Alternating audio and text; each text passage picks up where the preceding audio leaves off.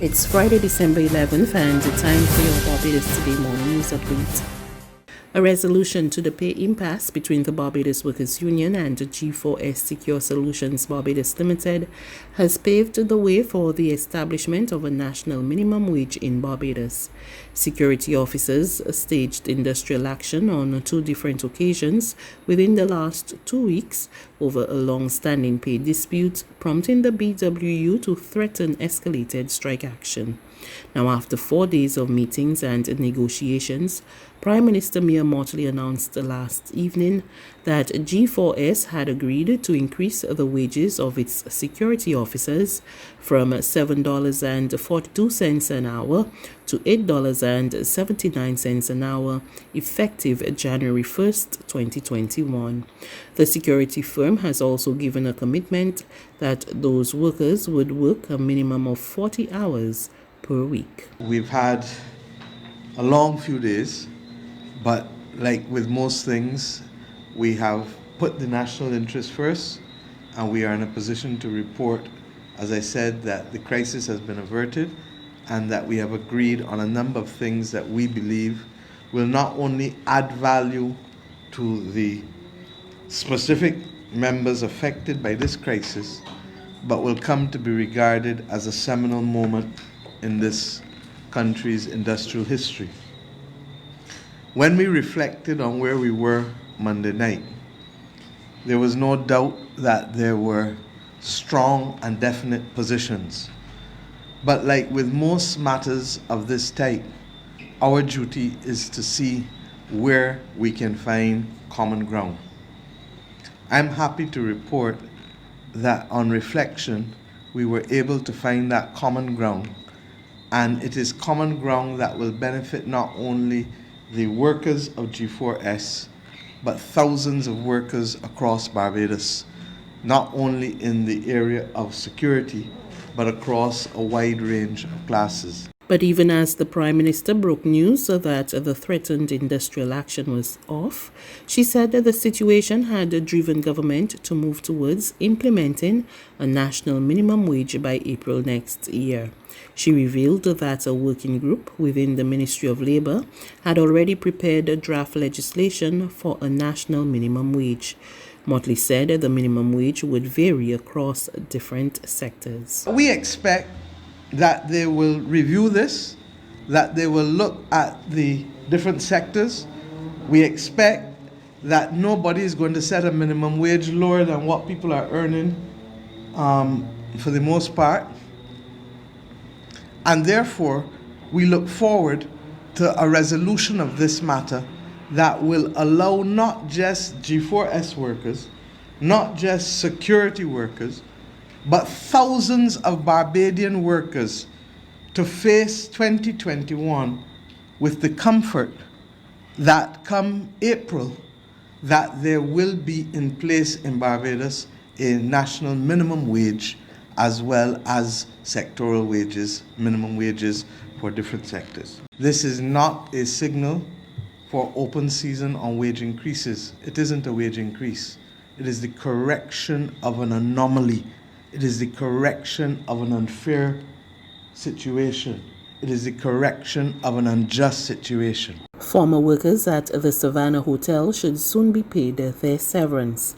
Word of this from Prime Minister Mia Mottley, who said while there were some complications regarding that hotel, she expected those severed workers to be paid by its owner. Just last week, former workers at the South Coast Hotel joined forces with former employees of Accra Beach Hotel and Spa and Hilton Barbados Resort to protest thousands of unpaid monies owed to them. We are working, I believe that those at Savannah and the Ministry of Tourism, that they've been meeting, and I hope that Mr. Weatherhead speaks to the country, if he's not already done so today, but he needs to speak to the country and the workers and to contextualize his position.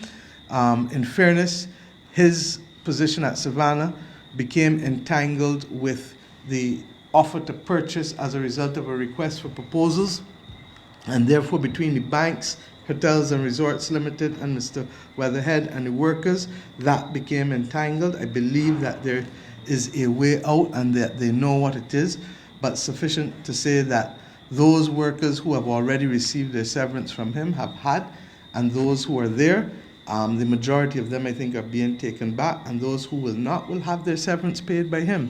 The Prime Minister expressed her disappointment at attempts by other hotels to avoid paying severance and to place the burden on the National Insurance Scheme. She revealed that plans were in the works to strengthen the National Insurance Act to prevent businesses from using it to their advantage. There is one establishment that is still given some issues. They've agreed that they will pay the severance. They want to pay it over a long period of time. The government is not in that. We're not in that. And we're very clear. If you can find money to do certain things, you can find money to do this too. And it is as simple as that. And we are clear. The AG and I spoke today with Cabinet about also the other clauses that may need strengthening in the National Insurance Act to ensure that we don't have this kind of cavalier attitude. The Act already provides for penalties, for example, where directors do not appropriately pay over the contributions deducted. We may have to look at other ways of strengthening that as well to ensure that people do not offer different types of excuses for not doing what is right by the workers of this country. Over 100 small business owners receive relief funds from the Barbados Trust Fund Limited at a loan disbursement ceremony held at the Parkinson Resource Center in the Pine yesterday. Clients also received tips in marketing and money management to help them better adapt their business models for future growth. The fund's general manager, Jerry Amos, said interest from clients has been overwhelming. Even from as early as Monday, as I spoke to the clients in the opening session, I saw the excitement on the faces of the clients. They were glad. I mean, we spoke to them all during the time before this disbursement. They were really happy to be selected among these because we have a very large backlog, and we just have to pull these from among the 900 plus persons that we have waiting to get the loan. In all, I think if we really look at it, we have about 1,600 clients in backlog. So it's really good to have this 144 removed from that backlog. There's regional and international news after this short break.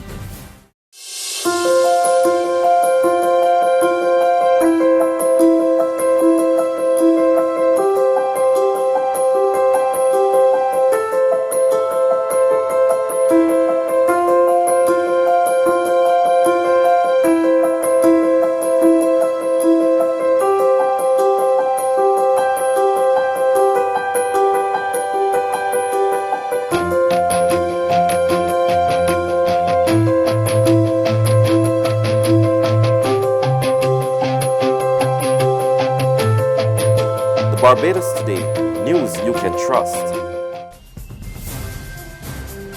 To news from the region, Guyana's Chief Justice Roxanne George yesterday ruled that Tourism Minister Onij Waldron was not a lawful member of the National Assembly.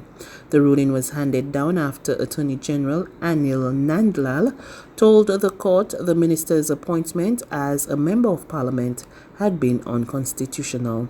Gordon Mosley of News Source Guyana has the story. The APNU-AFC, through Opposition Chief Whip Christopher Jones, filed a court action over Waldron's appointment since she was a U.S. citizen at the time of her swearing in as a member of parliament. Waldron had initially denied that fact, but as the case came up before the Chief Justice this morning, the Attorney General Senior Counsel Anil Nandlal admitted that the government was in breach of the Constitution with Waldron's appointment, and he filed his affidavits of response to that effect.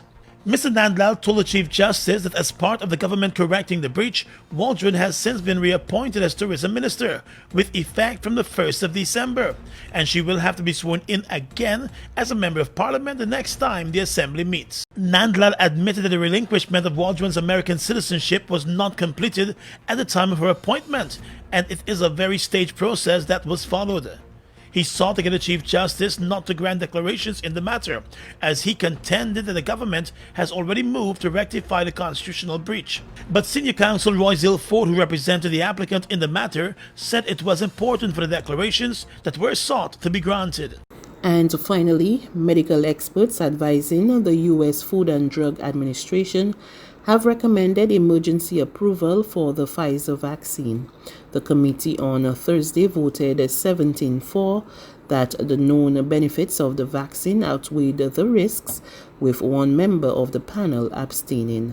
More from CBS News. As soon as the FDA authorizes Pfizer's vaccine, here at Mount Sinai, they're expecting thousands of doses. Some of them will be kept right here in this freezer around negative 80 degrees Celsius and will be given to frontline workers here in the ER and ICU as early as Monday. But also no data. The FDA's advisory panel overwhelmingly voted to recommend Pfizer's vaccine. The first doses in the U.S. could start shipping out tomorrow. We've been working very closely with our state and local partners to make sure that they have plans in place to identify providers that are able to receive, store, and use the vaccine. Shipping giants UPS and FedEx will work to distribute the vaccine. UPS began sending these vaccine kits last night, which arrived at some hospitals today, containing syringes, masks, and a diluting agent for the Pfizer vaccine, which will be used to administer it. The vaccines in phase 1A will go to hospitals for healthcare workers. It will be up to state officials like Pennsylvania's Health Secretary, Dr. Rachel Levine, to get the initial nearly 6 million doses into people's arms. What are the challenges states across the country are facing when it comes to distribution? Well, I wouldn't call it a logistical nightmare. I would call it a significant logistical challenge. For instance, we don't exactly know how much vaccine we're going to get potentially next week. Clinical trials show the Pfizer vaccine was nearly 95% effective for adults 18 to 64. It was just as effective for people of all ethnicities. But some groups, like people with weak immune systems, individuals with severe allergic reactions, and pregnant women, who were all excluded from the trials, could be restricted from getting the shot. That's news. But for the very latest, visit us at www.barbadostoday.bb. You can also subscribe to our e-paper, email updates, or like us on Facebook, and sign up for our breaking news alerts via WhatsApp.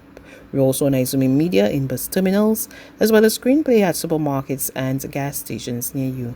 And you can also hear us on Mix 96.9 FM and Capital Media HD 99.3 FM.